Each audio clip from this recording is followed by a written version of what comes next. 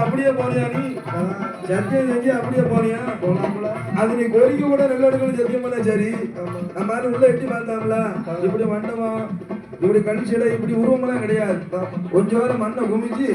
அதுல ஒரு சந்திரகமும் பொட்டு வச்சு ஒரு மாலையை போட்டு வச்சிருந்துச்சு இதுதான் ஜாமியா தெய்வமா இவன் தான் கேட்க போறானா அப்படின்னு சொன்னா பாரு ஆறுமுக தலைவன் நீ கடவுளா இருந்த கேட்கணுமே சிவன பேரு சொடலையா சிவன பேரு உண்டை சுவாமி கடவுளா இருந்த நீ கேட்கணுமே